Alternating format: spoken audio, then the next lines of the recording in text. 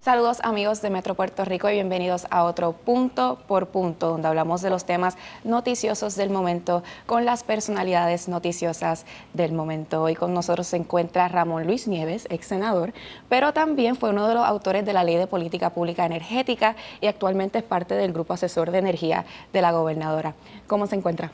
Muy bien, gracias por tenerme aquí. Saludo a la gente que nos está viendo y escuchando. Claro que sí. Vamos a comenzar con el tema del momento, el aumento en la luz. ¿Qué se va a pagar este trimestre, verdad? El precio más alto del 2025. El negociado de energía creado, ¿verdad?, por la ley 17 del 2019 aprobó esta alza aún al diferir un tema del costo de combustible. ¿Está cumpliendo su rol el negociado? Sí, una pequeña aclaración. El negociado se creó la ley 57 del 2014 como tal. La ley 17 a la que hace referencia es una ley importante de política pública energética, una ley fundamental. La verdad del caso, evaluando el rol del negociado luego de 11 años de creado, yo puedo decir sin ningún problema, sin que se me quede nada por dentro, que el negociado está haciendo el trabajo para el que se legisló. Yo estoy consciente de que cada vez que aumenta la luz, como vamos a hablar ahora sobre los aumentos de ahora, la gente, negociado, y la gente se queja del negociado como tal. Pero no es el negociado. O sea, el negociado está creado para tomar decisiones tarifarias, no por razones políticas del momento, sino a base de los datos. O sea, el problema uno de los problemas que llevó a la quiebra de la Autoridad de Energía Eléctrica fue precisamente que la Autoridad de Energía Eléctrica estaba intervenida por intereses políticos. Y como un ejemplo, toda compañía eléctrica en el mundo tiene que recuperar los gastos de operación, lo que cuesta operar esa compañía, sea la Autoridad Eléctrica, se llame como se llame, se recuperan de la tarifa. Pero obviamente hay momentos donde las compañías necesitan subir la tarifa para atender unos gastos operacionales. Y por 28 años, la Autoridad Eléctrica no tocó su tarifa básica, no la revisó. ¿Y por qué no la tocó? Obviamente porque bajo el gobernador que fuera, que se tocara la tarifa básica, la posición política y la gente decía, mira, no, este gobernador no está subiendo la luz. Y por no tomar esa decisión, por el impacto político que tenía, pues la autoridad optó por coger prestado. Esa es una de las razones que explican por qué se quebró en Puerto Rico un monopolio energético.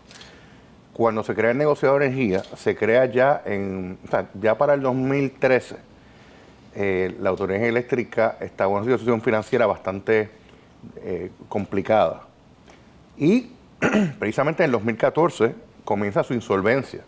Interesantemente, y una cosa no tiene que ver con la otra. En el récord histórico, en la memoria histórica, alguna gente asocia la creación de la reforma energética del 2014, que incluye crear el negociado, con la quiebra de la autoridad. Y son asuntos que estaban corriendo en dos carriles simultáneos, pero una cosa no tenía que ver con la otra. Ya para el 2014 la autoridad estaba, no para el 2014, según la Junta de Control Fiscal, según su análisis, ya para el 2010 la Autoridad Eléctrica estaba técnicamente insolvente. Y en ese año, irresponsablemente, el gobierno de entonces cogió 8 préstamos en un solo año por más de $4,000 millones. Después cogió un préstamo en el 2012 por $650 millones. Y el último préstamo, que fue el peor de todo, de $673 millones en agosto del 2013. Así que cuando se aprueba la reforma energética, ya nosotros conocíamos de todo este historial, y obviamente algo que no queríamos que ocurriera es que se repitiera la situación de que la Autoridad de Energía Eléctrica volviera a caer en una quiebra. Y para eso, dentro de todas las reformas que se hicieron, una de ellas es que se le iba a quitar el poder tarifario a la autoridad para desarrollar el negocio de energía y que las decisiones tarifarias se basaran en datos, en los costos reales de operar un sistema eléctrico. La verdad es el caso que desde el 2000, desde que comenzó a trabajar el negociado de energía, hay ocasiones donde el negociado ha aprobado aumentos de la luz y en otras ocasiones ha aprobado reducciones en el costo energético, en las tarifas, perdóname, basado solamente en datos, no en los intereses políticos del momento, no si el gobernador o gobernadora quiere o no subir la luz, sino en lo que cuesta operar un sistema eléctrico.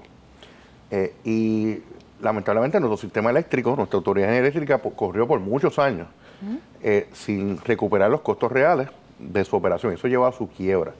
Y yo te diría que además de ese elemento, el negocio de energía, y yo pues, desde que salí del Senado, ¿verdad?, en el 2017, hasta el momento yo soy abogado en temas energéticos y entre otras cosas, y sigo mucho las resoluciones del negociado. De hecho, a muchos de los abogados que estamos trabajando los temas energéticos nos llegan a resoluciones. Yo he estado leyendo todos estos años las resoluciones del negocio de energía y tengo que decirles que han atendido un sinnúmero de asuntos vitales, importantes, con mucha profundidad, con mucha pidiendo mucha información, exigiéndole transparencia a la autoridad, a Genera, a Luma, a los productores de energía privados. Así que el negociado ha probado ser un ente importante para ayudar a Puerto Rico y entre otras cosas para que no nos mientan. Porque algo que ¿verdad?, en la reflexión que uno hace después de tantos años, como en mi caso, de bregar con el tema energético, tanto desde cuando estaba en el Senado como ahora de abogado, es que había una tendencia a mentirle a la gente, desde la autoridad eléctrica y desde los gobiernos. Y fíjate una cosa, si vamos a la historia, en ocasiones cuando la cosa se calentaba públicamente por algún issue, algún tema que tenía que ver con la tarifa, con la operación de energía eléctrica, ¿cuál era el remedio? El remedio político era votar al director ejecutivo. Y ya con eso, los gobernantes bajaban las aguas del tema energético, nombraban a otro director ejecutivo y la cosa seguía. En los pasados 20 años yo perdí la cuenta de cuántos directores ejecutivos tuvo la autoridad eléctrica y muchos de ellos fueron despedidos por razones coyunturales políticas, ¿no? Y yo creo que ese tipo de proceder político evadía la realidad de que hay que tomar decisiones basadas en datos, basadas en transparencia, en decirle la verdad a la gente. Uno de los mandatos de esa reforma energética del 2014, por ejemplo, fue el de crear una factura transparente. Por eso que ahora mucha gente se sorprende cuando usted abre su factura, que ve esas líneas de cada centavo que nosotros pagamos nuestras facturas mensualmente, ¿qué estamos pagando realmente? Ahí tuve unas líneas de subsidios, veo unas líneas que van a los municipios, el tema del CELI. Entonces, obviamente, los nuevos cargos que se han aprobado para los pensionados, la tarifa provisional, y eso ha creado mucha indignación, pero ¿sabes qué? Qué bueno que nos indignemos, porque precisamente es una buena oportunidad para que también colectivamente tomemos decisiones de que si estamos molestos, como estamos molestos por las tarifas altas, veamos quizás en esos renglones, en los que ahora veamos de manera transparente en que se divide la factura, qué temas podemos atacar para ir bajando el costo energético. Así que yo creo que en resumen, el negocio de energía ha hecho su trabajo. Uno tiene que estar de acuerdo con todas sus decisiones como tal. Un tema que siempre yo personalmente voy a estar velando es el tema de la independencia, porque el negocio de energía no es una agencia de gobierno, es una entidad independiente al gobierno que no le responde y legalmente no le debe responder ni a la fortaleza, ni a los legisladores, ni a los alcaldes, ni a nadie. El negocio de energía le debe responder a la ley, a la política pública y al interés de servirle bien a los abonados de energía eléctrica en Puerto Rico. Siguiendo su línea de pensamiento, así que concuerda en que hoy en día hay más transparencia sobre lo que pagamos por la luz en Puerto Rico. Sí, totalmente. El tema de la transparencia, fíjate, en la gestión pública es un tema constante. Es un tema que en toda democracia hay que exigirle al gobierno que sea transparente, que nos dé la información para tomar decisiones informadas de parte del pueblo. Y en el tema energético eso no existía hasta el 2014, hasta que se creó la reforma energética y el negocio de energía. Y el negocio de energía nos ha dicho muchas verdades duras a veces, pero nos ha dicho muchas verdades sobre el sistema eléctrico. Así que yo creo que ese tema de la transparencia ha sido vital y si uno lee tanto la ley 57 como la ley 17 que hicimos referencia ahorita, de la ley de política pública energética, uno de los principios es eso, es decir la verdad, transparencia. Y la verdad, sea dulce o sea amarga, sobre el tema energético. Mucha gente cuestiona los dos cargos aprobados recientemente por el negociado para el pago de pensiones y uno provisional para los operadores. Sí. A su juicio, ¿están justificados esos dos cargos? Pues mira, dentro de todo el tema de la temática de decirle la verdad a la gente, Vamos a hablar primero de los pensionados de Autoridad de Energía Eléctrica. La verdad el caso es que en el 2013, luego de que gobiernos anteriores se negaran a tomar decisiones duras, habiendo visto la insolvencia de los sistemas de retiro del gobierno, que habían varios, en el 2013 hubo que tomar unas decisiones para reformar esos sistemas de retiro. Y fueron decisiones duras porque ninguna persona debe ser electa para afectar el retiro a nadie, ¿verdad?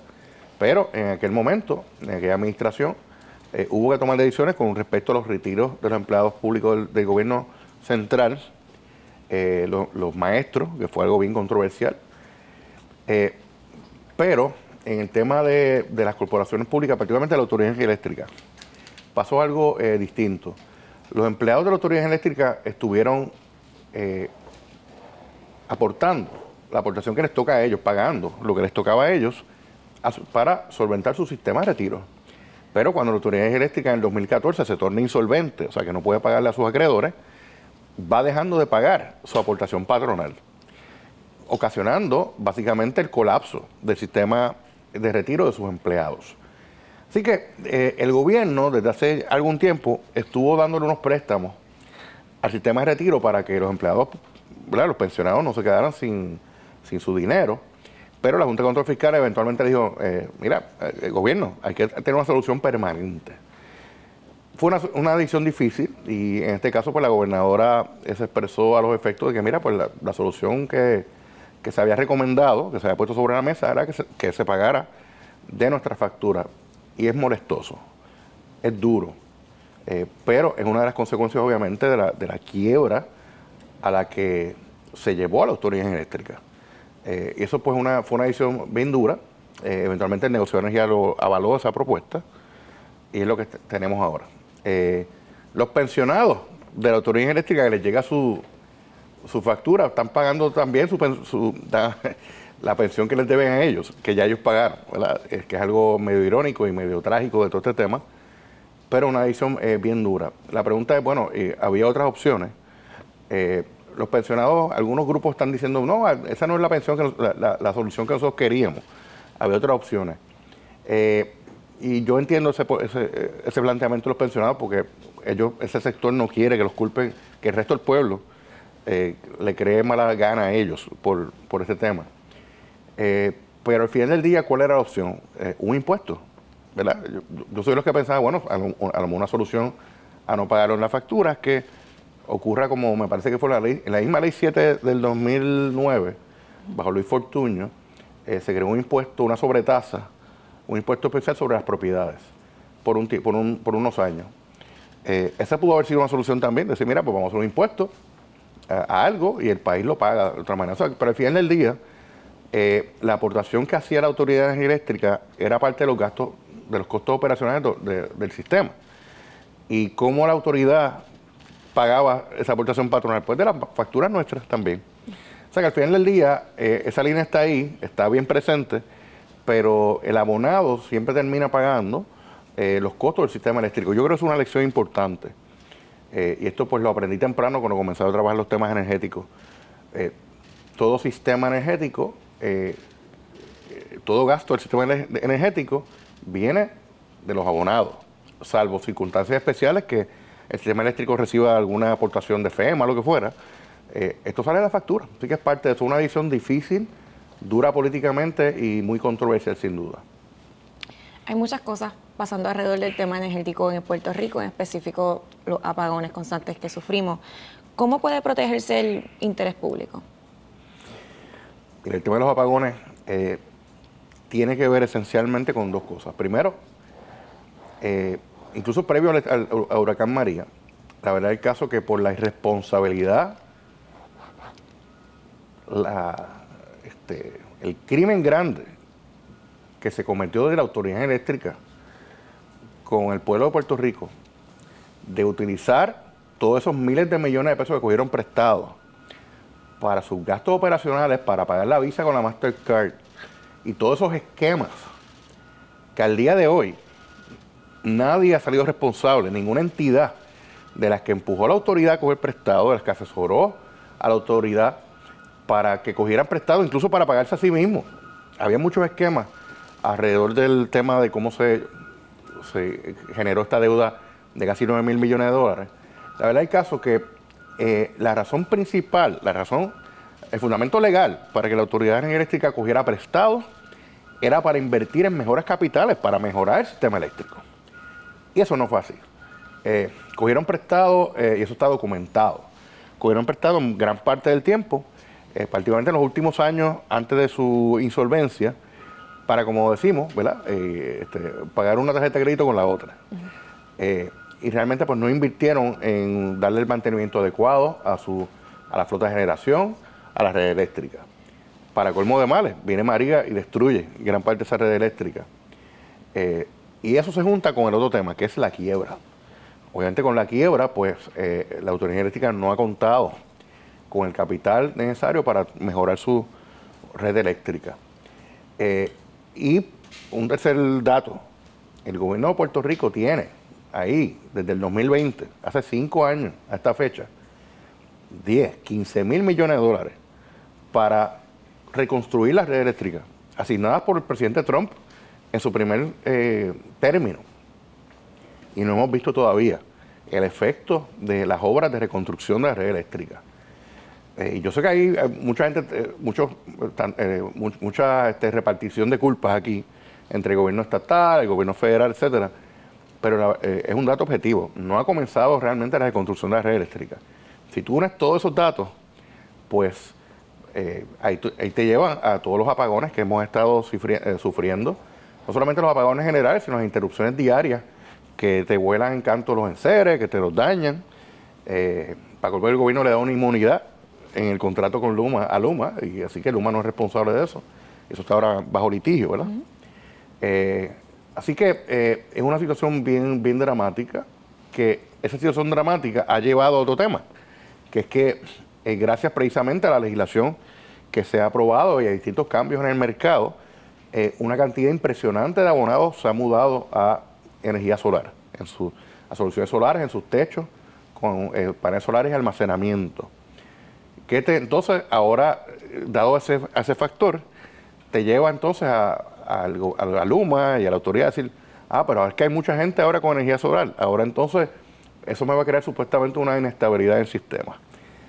O sea, que se han mezclado una serie de situaciones bastante únicas en el mundo y que debemos seguir trabajando día a día para buscar solución.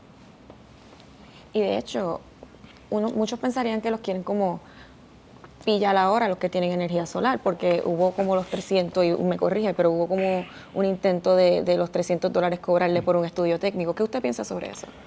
Sí, dentro de la comedia de errores que a veces ocurre en la administración de la red eléctrica, el tema del famoso estudio suplementario tiene que ver con un tema técnico puntual que yo creo que es importante, de que cuando se proponga que una persona pues vaya a conectar su sistema eléctrico a la red, se puede estudiar si los puntos de interconexión están preparados técnicamente para aceptar la energía renovable que se está inyectando. Eso yo creo es válido.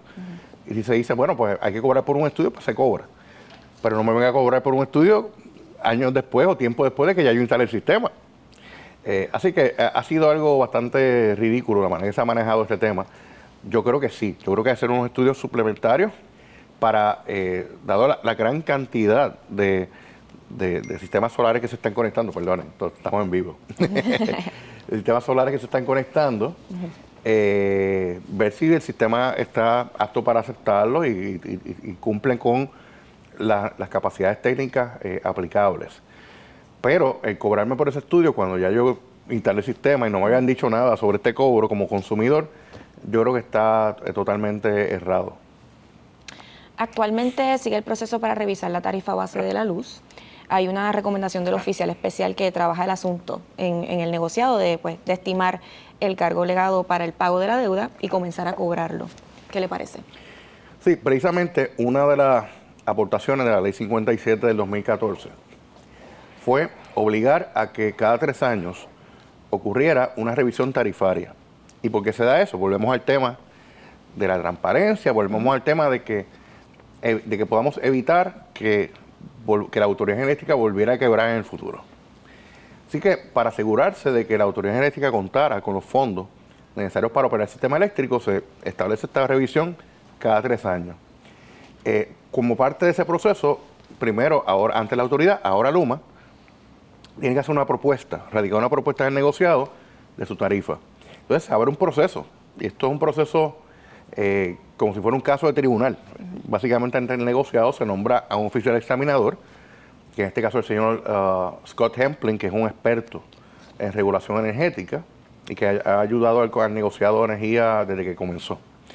Y se abre un proceso, hay unas partes que intervienen en el proceso, distintas compañías, obviamente Luma como proponente, está la autoridad, está Genera, compañías que representan distintos intereses comunitarios o sectoriales, pero en lo que la Chavi viene y se da ese proceso, que como cuestión de hecho, el resultado de ese proceso de revisión tarifaria es establecer la tarifa permanente que se cobra desde que se establezca hasta los próximos años. Pero para iniciar ese proceso se establece una tarifa provisional, y esa es la otra línea que descubrimos nuestra factura ahora desde septiembre, de la factura de septiembre que nos llega de Luma.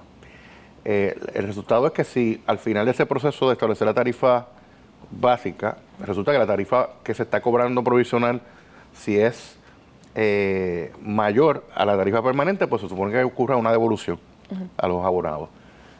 Y lo contrario también es cierto. Pero ese proceso está corriendo ahora, es un proceso para asegurar, como dije, de que realmente la autoridad, y cuando digo la autoridad de Luma y Genera, cuenten con los fondos necesarios para operar. Y eso es bien necesario ahora porque obviamente la autoridad no puede utilizar el mecanismo que usaba antes de coger prestado, porque obviamente no tiene acceso todavía a los mercados. Y de hecho, se supone que no cogiera prestado nunca para pagar sus costos operacionales, que fue lo que hizo y parte de lo que colaboró con que se fueran a la quiebra. Siguiendo la línea de la autoridad, el plan de ajuste de la deuda de la autoridad parece que va a demorarse. ¿Cómo afecta eso la estabilización del sistema por un lado y la situación tarifaria por el otro? Bueno, creo también que tenemos que mencionar un hecho que ocurrió hace unas cuantas semanas, que el presidente Trump votó básicamente casi la totalidad de la Junta, los miembros de la Junta de Control Fiscal. Y eso es importante dentro del tema del plan de ajuste y de la quiebra de la autoridad eléctrica que se está discutiendo en la corte de la juez Laura Taylor Swain, porque la postura de la Junta de Control Fiscal sobre la deuda de la autoridad fue cambiando a tal punto que la última postura de esta Junta que acaban de votar era que la deuda de la Autoridad de Energía Eléctrica no se podía pagar de la factura, que ya Puerto Rico, los abonados, ya estábamos pagando demasiado costos que se iban por encima de lo que es razonable que se pague para tener una calidad de vida en Puerto Rico, y que si tú entonces le añades otra línea para pagar también por la deuda de la autoridad, pues entonces hace imposible la vida en Puerto Rico y el desarrollo económico. Esa es la postura de la Junta. No siempre fue así. En el 2023 la Junta dijo, no, fíjate, el pueblo de Puerto Rico puede pagar, creo que era 5,000 y pico de millones de pesos de la deuda reclamada, que eran un poco más de 8.5 mil millones. Después, en el verano del 2023, cambia la postura. Dice, no, lo que puede pagar el pueblo de Puerto Rico en su factura es 2.5 y pico mil millones de dólares. Y la última postura es, mira, de la factura no debe salir nada. Gobierno, busca otra fuente de repago para que pague, que eso podría llamarse un impuesto, por cierto, también. Pero esa es la Junta, que obviamente esa postura que asumió la Junta no era una postura que le gustara a los fondos buitres de la autoridad, y se entiende que se movieron a Washington, convencieron al presidente Trump y él votó a esos miembros. Así que estamos a la expectativa de ver cuál va a ser la postura de los nuevos miembros de la Junta de Control Fiscal que nombre el presidente Trump, que posiblemente pueda hacer una postura. ¿Sabes qué? No, los puertorriqueños van a pagar todo, 8.5 mil millones, aunque se hunda el país. Que es la postura de los bonistas, realmente, de los fondos buitres. Así que, pero lamentablemente, como todavía la Junta no se ha nombrado, los nuevos miembros, el caso de la quiebra está bastante paralizado, por así decirlo. Así que yo no espero una decisión sobre ese tema, por lo menos durante este año 2025. Posiblemente esto se mueva hasta el año 2026 o incluso más. ¿Cuál es el problema? La autoridad eléctrica tiene que salir de su quiebra. Mientras esté en quiebra, hacer negocio con la autoridad eléctrica es un riesgo para ciertos sectores. Por ejemplo, los productores de energía renovable, que al final del día lo que tratan de conseguir es un acuerdo de compraventa de energía con la autoridad para desarrollar sus proyectos de energía renovable. Al final del día están haciendo negocios con un quebrado. Cuando tú haces negocios con un quebrado, todo te cuesta más por el tema del riesgo. Así que, por ejemplo, hasta en ese tema es importante que salga la autoridad eléctrica de la quiebra. Pero la solución no puede ser una de que se logre salir de la quiebra, pero entonces esa solución que se busque termina hundiendo al país. Y yo creo que un tema fundamental, no solamente en el tema eléctrico, sino en todos los temas de nuestra vida diaria, es el deterioro en la calidad de vida en Puerto Rico. Y te confieso, yo he estado en unas conversaciones bastante duras con amigos, amigas, familiares, que están diciendo, mira, yo estoy yendo al supermercado, me llevo 2 bolsitas, compro 2 bolsitas y son 100 pesos. Y ven aumentos en distintos renglones de su vida diaria. Vemos los negocios que no están pudiendo sufragar sus gastos de operación. Y obviamente el tema energético es una parte importante, no solamente en el desarrollo de los negocios, que se mantengan los negocios, sino también en nuestra calidad de vida, realmente. Y estoy seguro que, mira, entre septiembre y octubre, o sea, ahora mismo, hemos visto 3 aumentos de distinto tipo en nuestra factura eléctrica. En septiembre vimos el aumento por el pago de las pensiones, vimos el aumento por la tarifa provisional y ahora el aumento por el ajuste de combustible, que es un renglón que cada 3 meses se revisa, a veces baja, a veces sube, pero esta vez tocó subir. Y eso está convirtiendo en bastante imposible la vida en Puerto Rico. Y de hecho, mi exhortación, ¿verdad?, a la clase política, de todos los partidos, de todas las tendencias, es que hagan al tema de la calidad de vida como el tema número 1 de su planteamiento políticos al pueblo. Yo creo que el pueblo está bastante cansado de que los políticos estén hablando de otras cosas, que no sean las cosas que realmente le tocan su fibra diaria. Porque si no se toca bien, y de hecho, y no solamente en la clase política, la misma Junta de Control Fiscal, que ha perdido mucho tiempo y muchos recursos del pueblo de Puerto Rico, a pesar de no haber atendido muchos temas vitales de nuestra vida. Y podemos hacer una evaluación de, y eso no es el tema de la entrevista de hoy, sobre la Junta de Control Fiscal desde que se creó en el 2016 hasta ahora, cuál ha sido su impacto, sus aportaciones, pero ciertamente una de ellas no ha sido aportar a que mejore la calidad de vida en Puerto Rico y tampoco ha sido que mejore el desarrollo económico en el país. Y yo creo que eso es importante que lo tengamos bien presente. Obviamente energía es quizás el tema más importante de política pública que estamos manejando hoy. Y veo con mucha preocupación, mucha gente se está planteando continuar emigrando de Puerto Rico. No pueden pagar la energía eléctrica. Buscar vivienda es difícil. El tema de vivienda también es fundamental. Y eso para mí me impresiona mucho, el tema de la vivienda y cómo la generación más joven, como los jóvenes profesionales que están empezando a echar para adelante a sus 20 y pico, 30 y pico años, no pueden comprar una casa. El alquiler es difícil. Y para colmo no puedes pagar la energía eléctrica. O sea, esos son temas que tenemos que tener bien presentes. Precisamente, con el despido de los miembros de la Junta, usted mencionó posibilidades, pero muchos funcionarios o figuras públicas han dicho sus expresiones o sus opiniones más firmes. ¿Usted es de quienes creen que los nuevos miembros se van a alinear con las posturas de los bonistas? Mi esperanza es que no. Mi esperanza es que puedan ver los hechos de manera objetiva. Yo creo que la Junta de Control Fiscal en este tema de la deuda de la autoridad perdió muchos años.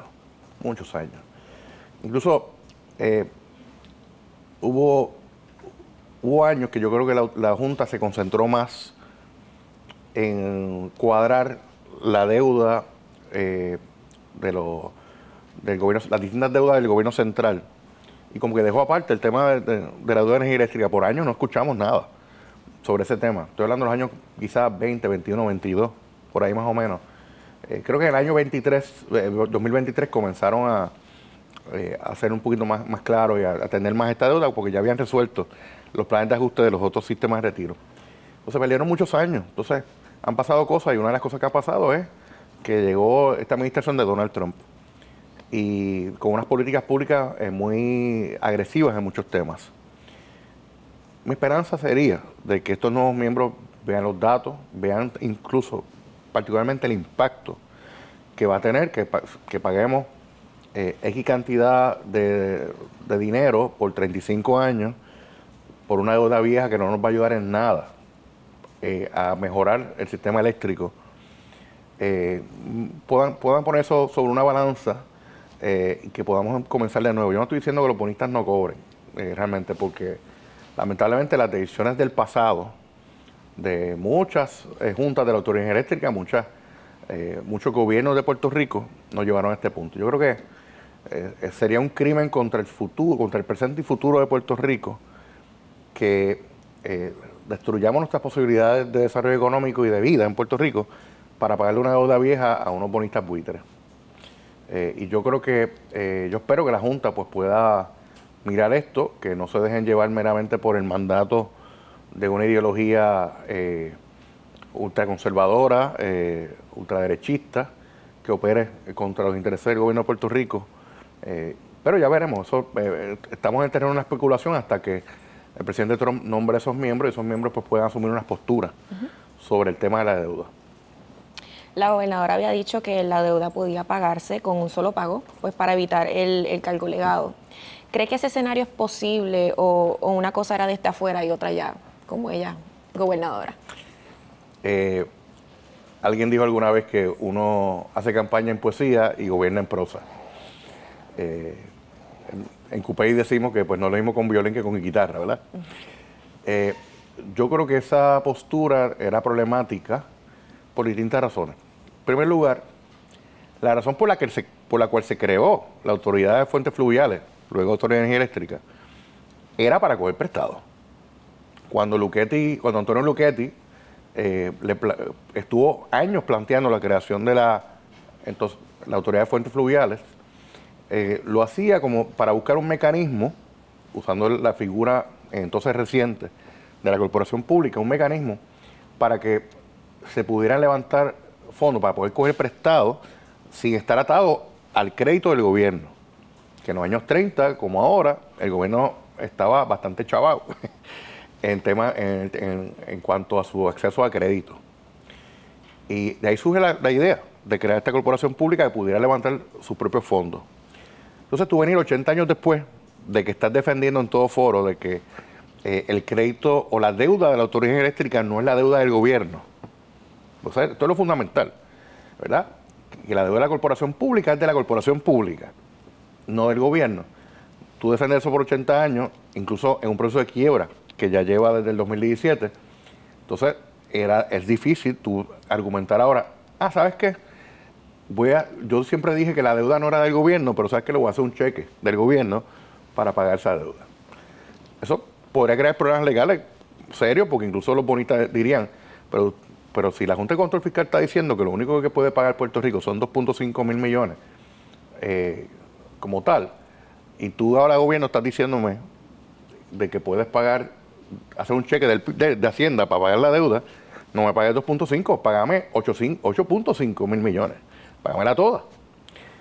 O sea que es una postura problemática en términos legales, pero no quiero atarme a asumir una postura tajante sobre si es bueno o malo o no que en el futuro se considere esa propuesta que trajo la gobernadora. A lo mejor terminamos ahí, quién sabe.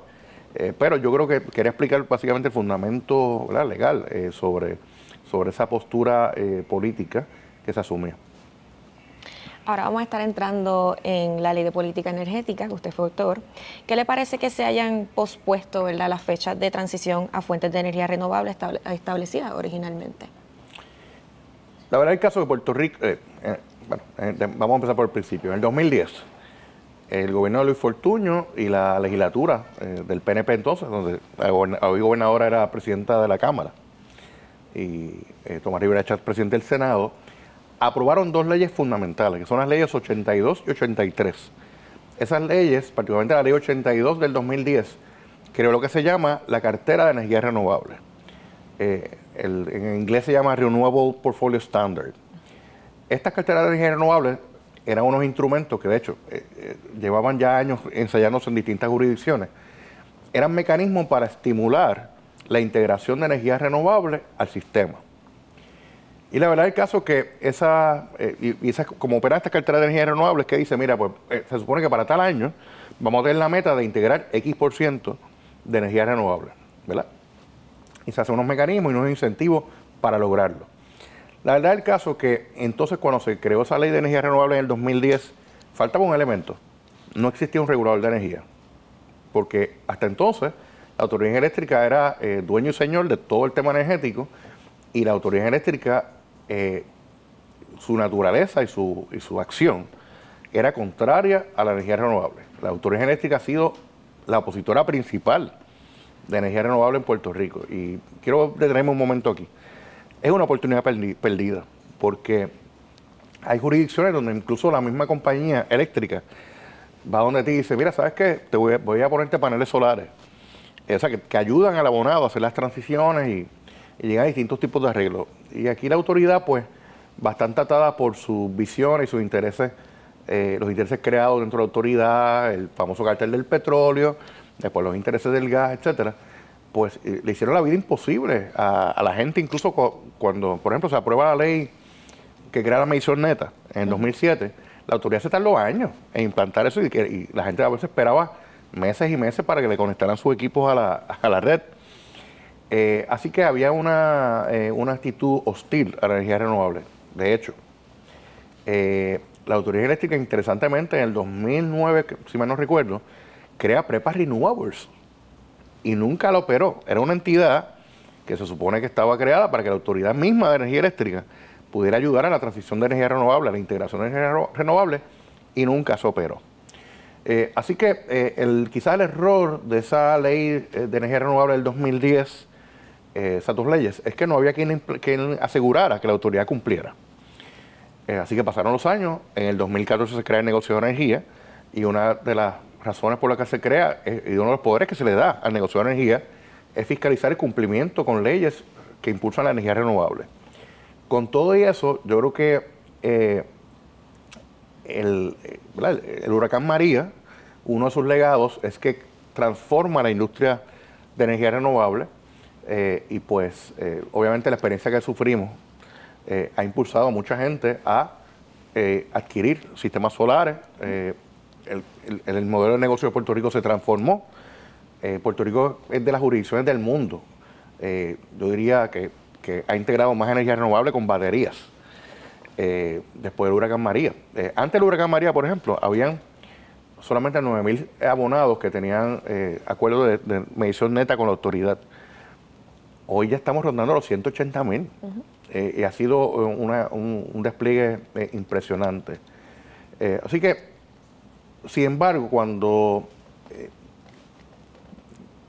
la verdad del caso que se supone que ya para el 2025 la meta de energía renovable que se supone alcanzar a Puerto Rico era 40% de integración de energía renovable. Esa meta partía de la premisa de que se iban a conectar unas fincas solares, unos proyectos de fincas solares que nos podían llevar a acercarnos a esa meta. Y la verdad del caso que el gobierno ahí realmente no trabajó estos procesos bien. Cuando digo gobierno, ahí incluyo la Autoridad Eléctrica, incluyo el propio gobierno, negocio de energía, o sea, todos los componentes. No fuimos exitosos en que se lograran estos proyectos de energía renovable. De hecho, también la Junta de Control Fiscal tiene mucha responsabilidad aquí. La Junta pues tuvo mucha hostilidad a los proyectos de energía renovable de gran escala, metió la cuchara innecesariamente y complicó la situación.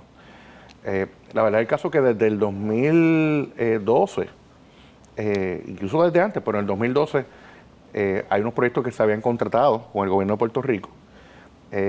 Luego pasaron, la historia es bastante larga, pero realmente pues no hemos sido exitosos en todos estos procesos de licitación de energía renovable en que se pueda lograr construir los proyectos. Así que ya cuando comienza este gobierno, Pues esa es la realidad. No hemos llegado ni cerca del 40%, ni siquiera del 10% de energía renovable. Y había también una tensión. Obviamente la política pública del presidente Trump en Estados Unidos y la de la gobernadora Jennifer González estaba más a favor de la integración de gas natural, en el caso de Puerto Rico. En el caso del presidente Trump es todo lo que no sea energía renovable, que es un discurso estúpido de parte del presidente Trump y su gente.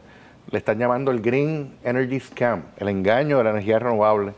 Ellos plantean la energía renovable como un engaño, como algo costoso, como algo terrible. Y obviamente hacen eso porque están tratando de privilegiar a los productores de combustibles fósiles en Estados Unidos, y eso es una realidad. En Puerto Rico, la gobernadora pues tiene otro enfoque, obviamente, no así tenebroso como el del Trump, pero básicamente la gobernadora cree más que en la integración masiva de energía renovable, cree en lo que se llama la diversificación, que es, vamos a estabilizar el sistema, vamos a hacer conversiones de que no estemos generando con combustibles caros como el Bunker 6 y el diésel, vamos a movernos a gas natural en eso, sin descartar necesariamente la energía renovable. Esa yo creo que es una postura razonable que está asumiendo, ¿verdad? ¿Cuál es la postura de la gobernadora, ¿verdad? Y lo que ocurre con la primera ley que aprobó este gobierno, la ley 1 del 2025, es, mira, y de hecho, tengo que decir que esto se discutió dentro de la Comisión de Energía, que es una comisión asesora, que la gobernadora pues nombró en diciembre del 2024. Vimos este tema y vimos que, mira, hasta el 2025 no se lograron las metas. La meta final es que en el 2050 se integre el 100%, que el 100% de la energía que se genera en Puerto Rico sea renovable.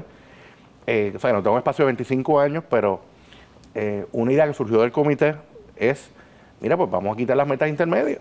Y así no vemos, porque había una tensión también de que ciertos proyectos de conversiones a gas, había controversias en el negocio de energía, decir, mira, tú me estás planteando todos estos proyectos de gas, pero la política pública del país dice que tenemos que estar empujando para que en el 2025 el 40% de la energía se genere a base de renovables, y una cosa chocaba con otra, ¿verdad? Así que por la falta de ejecución del gobierno de Puerto Rico es que no ocurre esa transformación que se esperaba.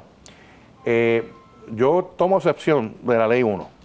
Yo creo que no es que tú eliminaras o no las metas intermedias, eso puede ser pero una postura que yo favorecí era eliminar las posturas intermedias de la ley, pero vamos a darle al negociador de energía que cada 3 años, cuando apruebe lo que se llama el Plan Integrado de Recursos, darle al negociador de energía la autoridad para definir esas metas intermedias.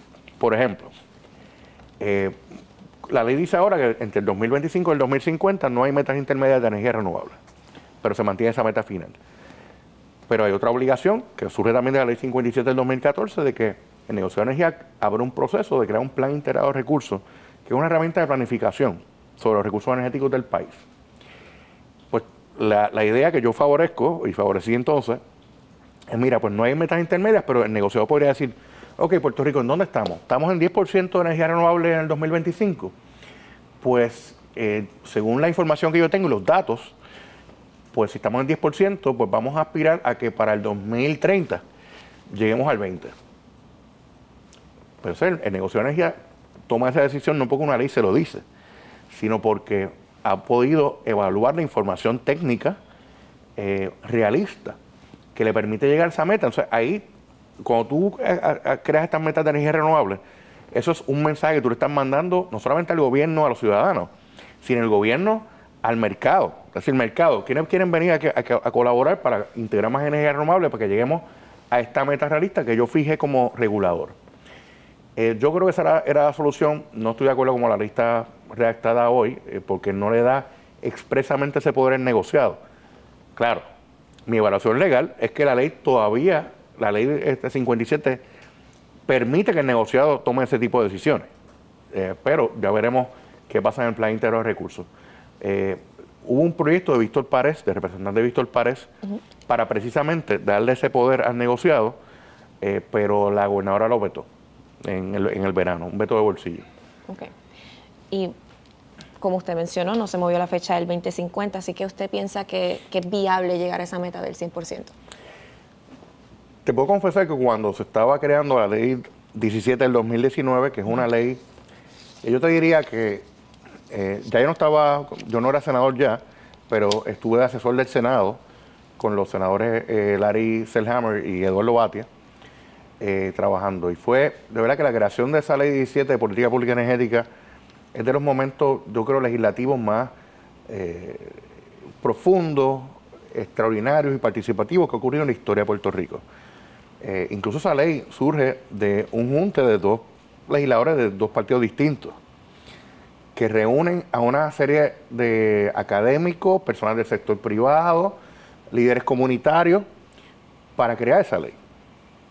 Y cuando se somete la ley, sorpresivamente viene esa propuesta del 100% de energía renovable a 2050 de Fortaleza, del entonces gobernador Rosselló. Y yo creo en esa meta del 2050 de 100% renovable, porque esa meta es una apuesta a la tecnología del futuro. Hoy en el 2025 no es una meta que sea posible. O sea, yo no puedo decirte que hoy en el 2025 podamos estar 100% renovables hoy. Pero igualmente, hace 15 años no sabíamos que estos teléfonos iban a hacer todas las cosas que hacen, ¿verdad? Teníamos unos telefonitos ahí bastante básicos y de momento ahora estos teléfonos pueden correr el mundo, ¿verdad?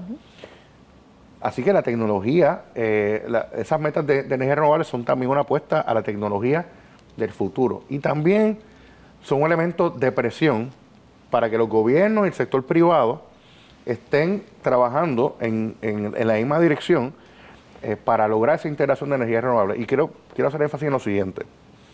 La meta de integración de energía renovable no es meramente para favorecer un sector del sector privado, ni una industria, ni nada. Hay unos temas ambientales aquí. Ya obviamente, otra de las atrocidades de la administración Trump es decir que el cambio climático es una mentira. Cuando la gran parte de la comunidad científica entiende que el cambio climático es una realidad. Pues fíjate, el bajar las emisiones, que usualmente, las emisiones de los combustibles fósiles cuando se genera energía, aporta al cambio climático, aporta a atacar los efectos del cambio climático. O sea, la integración de energía renovable tiene unas razones ambientales, tiene unas razones económicas. Mira, por ejemplo, ahora que se favorece tanto la integración del gas natural, estamos viviendo el drama de cómo el gobierno estuvo creando desde el 2018 un monopolio en el suplido de gas natural a favor de New Fortress. Le dieron el contrato de acceso exclusivo al puerto de San Juan. Ahora en verano chantajearon al gobierno de Puerto Rico a retirar la barcaza que estaba llevando gas natural aquí, que tú recuerdaste toda esa controversia que hubo. O sea, entonces yo digo, bueno, el sol ni los paneles solares van a chantajear al gobierno de Puerto Rico. O sea, no hay barcazas sobre este tema, o sea, realmente tenemos el sol ahí, tenemos el viento, tenemos otros recursos que pueden generar energía renovable en Puerto Rico. Y yo creo que es importante continuar esa ruta de la política pública energética. Sí, yo creo, personalmente, y ahí estoy de acuerdo con muchos sectores, de que debemos diversificar nuestras fuentes de energía renovable en este momento. Debemos proveerle seguridad y estabilidad al sistema energético. Debemos hacer las conversiones en las plantas tradicionales de la autoridad eléctrica que generen con búnker C o con diésel, salirnos de eso, salirnos del cartel del petróleo y sustituirlas por gas natural. Yo creo que eso es algo que debemos hacer como país, pero sin descartar la energía renovable. ¿Sabes? Y tenemos también que tener una conversación seria de país sobre el uso de terrenos aquí en Puerto Rico, porque es un tema también de mucha controversia. Hay una gente que dice, unos sectores que dicen que realmente no debemos impulsar a las fincas solares, por ejemplo. Y yo creo que tenemos que tener una conversación seria sobre ese tema también, porque si limitamos las maneras que podemos generar energía renovable, lo que estamos haciendo es abrirnos las puertas a la permanencia de los combustibles fósiles en Puerto Rico, que están sujetos a los precios del combustible en el mercado, a la creación de monopolios u oligopolios en el suplido de gas natural, como está ocurriendo ahora mismo con New Fortress.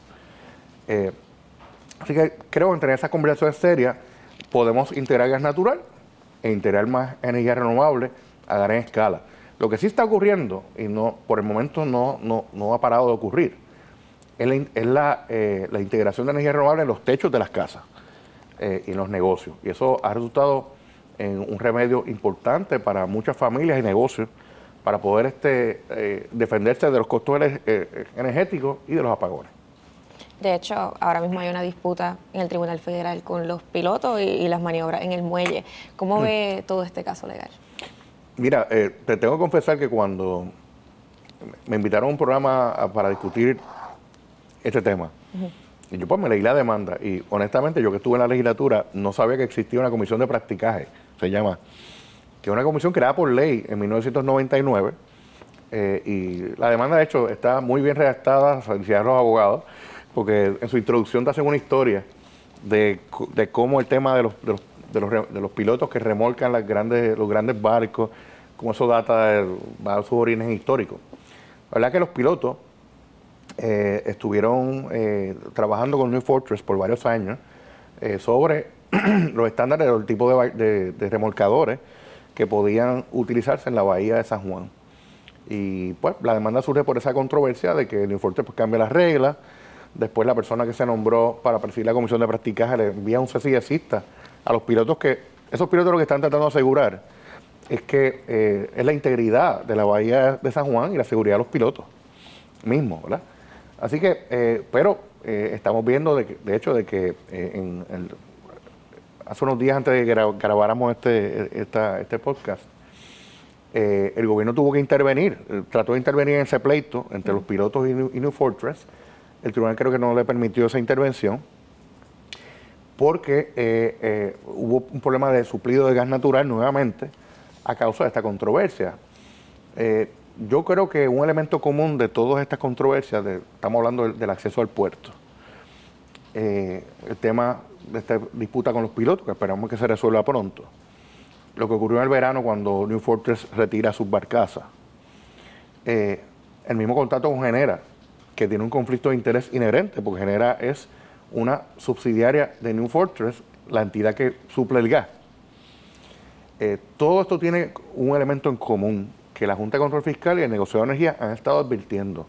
No podemos continuar creando condiciones para crear un monopolio en el suplido de gas. O sea, si se va a integrar gas natural, vamos a abrirnos a la libre de competencia, vamos a hacerlo de verdad. Y aquí en Puerto Rico muchas veces los gobiernos son adictos a la creación de monopolios u oligopolios, ¿no? Y eso al final del día, por más canciones que se le canta al gobierno, mira, si me das todo esto a mí, te voy a dar unos descuentos, te va a salir más barato. Eso es mentira. Los monopolios eventualmente llevan a esa concentración de poder que no terminan beneficiando al país, terminan ellos lucrándose. Yo creo que debemos abrir esto más y tener una conversación también sobre el tema del suplido de gas natural en Puerto Rico. Con toda la situación de New Fortress, la UTIER y ante las comunidades habían planteado un asunto de seguridad. ¿Usted ve que esto sea un asunto de seguridad? Bueno, yo realmente, ya esa parte de seguridad, sobre el tema, yo no tengo la pericia para afirmarlo. Sí puedo decir de que obviamente todo sistema de suplido de gas natural tiene que cumplir con unos estándares de seguridad para que no se perjudiquen las comunidades, y eso está claro. Y yo espero que pues, el gobierno de Puerto Rico tenga eso en consideración dentro de estos procesos de integrar más gas natural al sistema. ¿Y el contrato a largo plazo con New Fortress para suplido de gas? ¿Cree que los términos son buenos para Puerto Rico? Bueno, yo creo que es muy temprano para saberlo. Entonces que hubo una renegociación con unos términos que parecerían ser un poco más favorables que el contrato que se estaba discutiendo anteriormente en este mismo año. Mi preocupación, y de nuevo, no tengo nada personal contra la compañía, ¿verdad?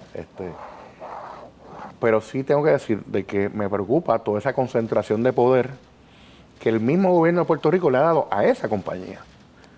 O sea, vamos a repasar. Tienen desde el 2018 el control al puerto de San Juan, que supuestamente con este contrato pues se puede abrir en ciertas circunstancias a otras compañías, pero lo tienen el control. Crean a Genera para operar las plantas de la autoridad eléctrica, y esto es importante. La creación de la concesión del contrato para operar las plantas de la autoridad eléctrica era para tener dos propósitos: operar las plantas y eventualmente ir decomisando las plantas en la medida que se fuera integrando más energía renovable. Y ahí fue cambiando la tonada, ¿verdad? Porque ya entonces, como el gobierno se va un poco alejando de la agenda de integrar energía renovable, como no se llegan a las metas que hablamos ahorita, pues ahora no se está hablando ya tanto de decomisar. Pero entonces esa misma empresa, o sea, el gobierno de Puerto Rico le compra energía, gas natural a New Fortress, que es la matriz de esa empresa que opera las plantas. Y como dije ahorita, esto es un conflicto de interés inherente. Así que yo creo que todo esto que ha ocurrido, lo que ocurrió, como dije, en el verano, lo que está ocurriendo ahora con los pilotos, demuestran la concentración de poder que el mismo gobierno de Puerto Rico le ha dado a esta empresa. Yo creo que hay que ver este contrato de suplido de gas natural a largo plazo con esos ojos. Obviamente los contratos de suplido de gas natural son contratos complicados, son un contrato a largo plazo, se toman una serie de consideraciones, es algo bastante complicado. Yo lo que no creo es la concentración y los monopolios. Y eso yo creo que no es bueno para Puerto Rico, y el gobierno debe estar bien presente en eso. Yo espero que el negocio de energía también, que lo ha advertido en muchas ocasiones, pueda tener bastante que decir sobre esto. ¿Y cuándo se dé? ¿Qué se puede esperar de la evaluación de la Junta, ¿verdad? De la renegociación de ese contrato que ya había rechazado el pacto inicial? Bueno, obviamente este contrato aparenta ser más favorable para el pueblo de Puerto Rico que el anterior, que fue rechazado.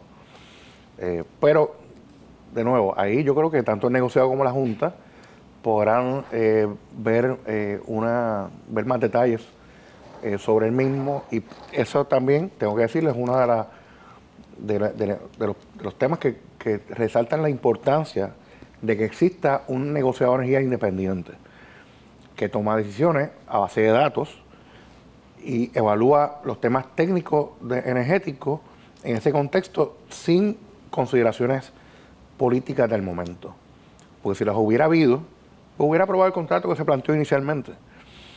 Así que yo creo que ese rol del negociado es para mí un tema constante que quiero enfatizar.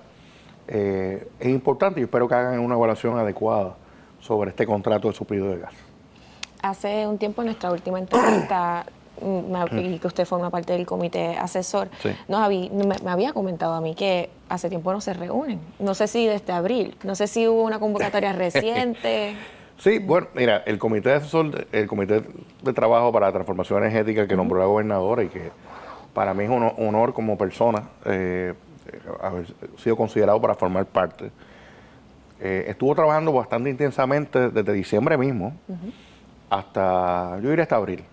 En abril, desde abril hasta ahora que estamos hablando en octubre, pues no se ha reunido.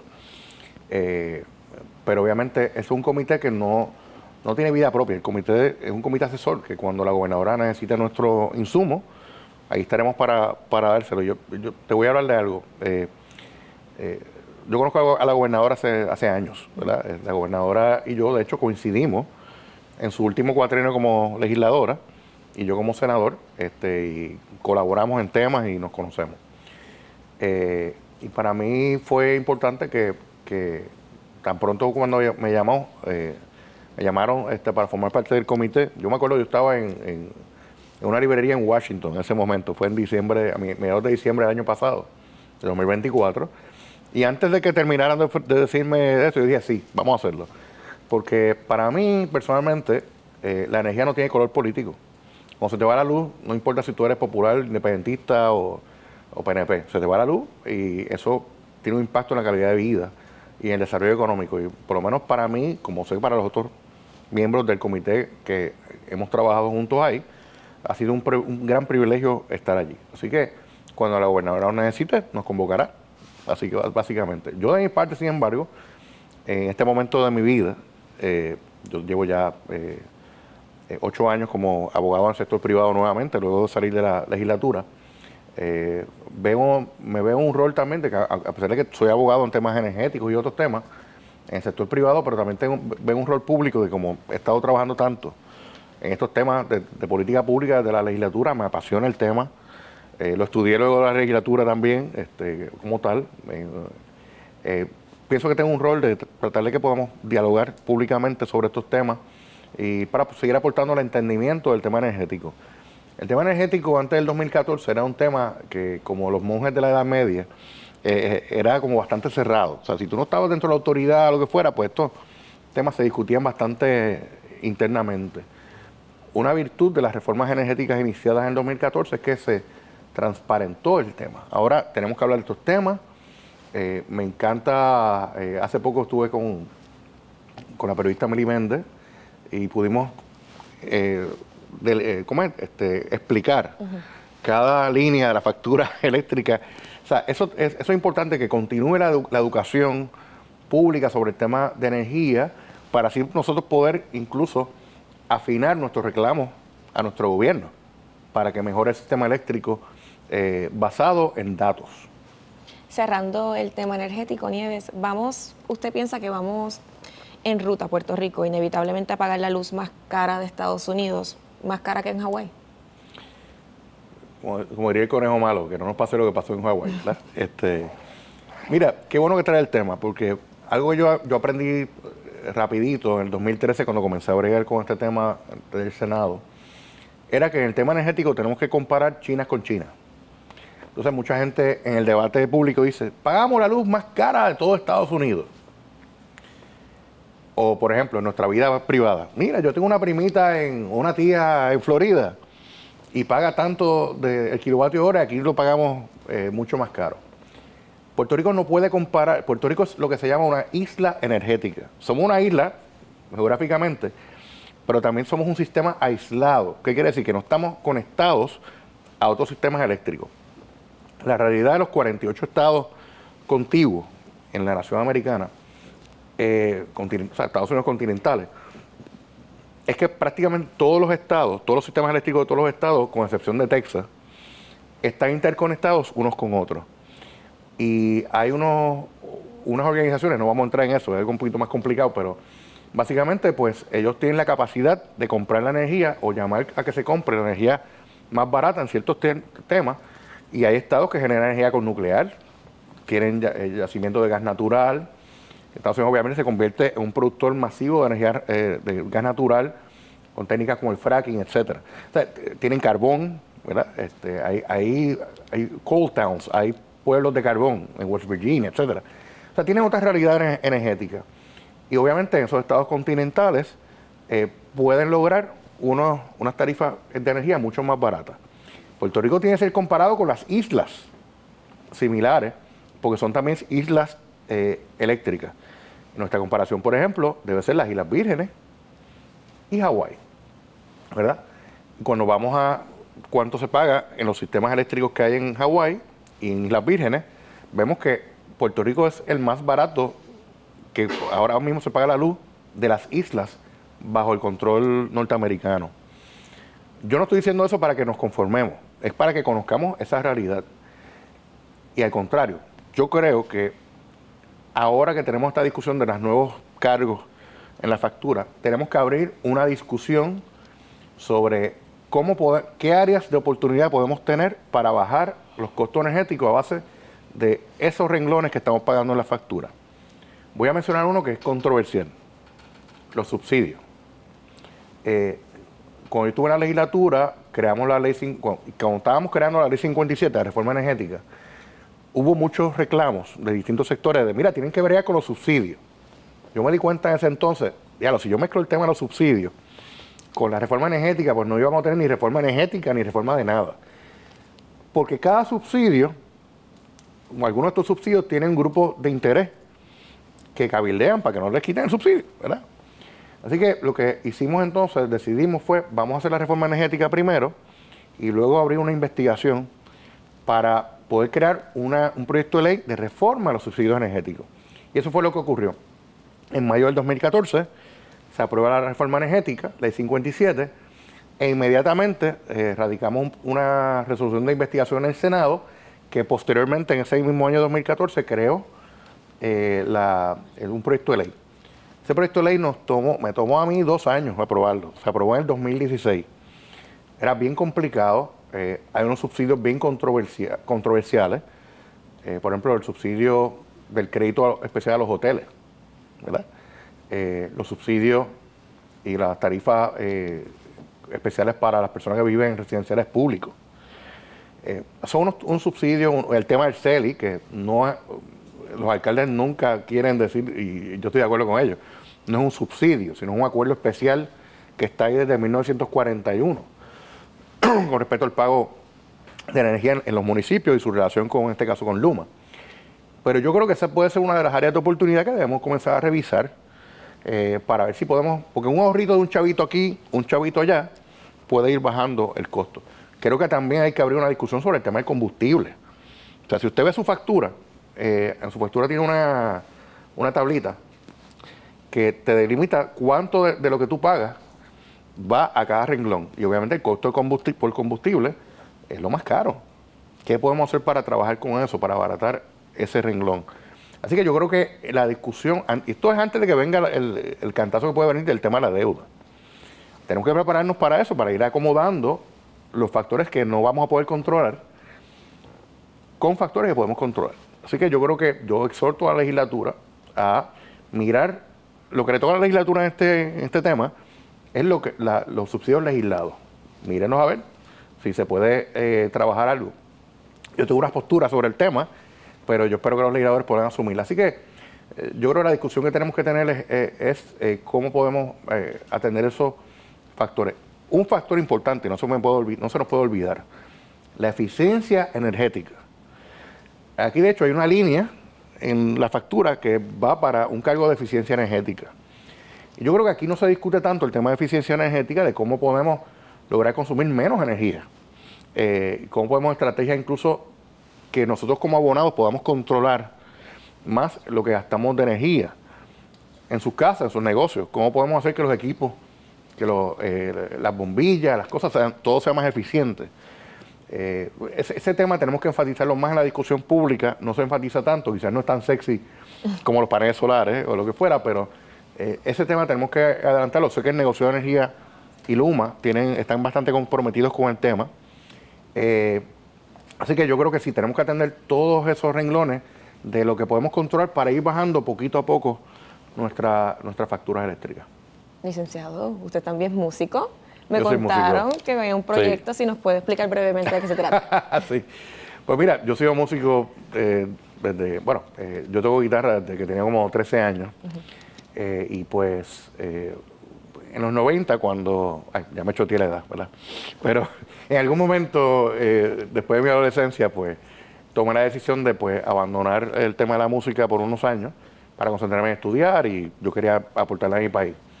Pero desde hace 5 años retomé el tema musical junto a mi hermano. Mi hermano se llama Juan Nieves, que es Quique, es un gran cantante. Así que juntos creamos el proyecto que se llama Moonshine. Y pues hemos estado lanzando distintos sencillos. En este año 2025 lanzamos 5 sencillos, hemos lanzado hasta el momento. El primero fue una colaboración con Melina León, que se llama Eres Tú. Chequen, está en Spotify, el video está en YouTube y toda la cosa. Y es un proyecto de rock en español original. Nosotros escribimos las canciones y las arreglamos, y estoy bien entusiasmado con eso. Así que la energía eléctrica también sirve para aprender la guitarra eléctrica. Eso es importante. Así que pues sigan Moonshine en todas sus plataformas de música.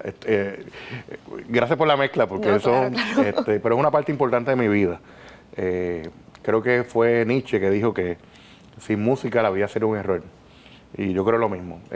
Así que es una parte importante, no solamente tocar la guitarra eléctrica, sino poder expresarme en las composiciones. Así que eso es una parte importante de lo que hago. Nieves, gracias por estar con nosotros y explicarnos estos temas energéticos tan técnicos, y éxito en su carrera musical. Hubiera traído la guitarra y hacemos otra cosa. Eso hubiera sido bueno. ¿Tú cantas? Bueno. No. Pues no. Pues solamente lo hacemos lamentablemente instrumental. no. En otra vida.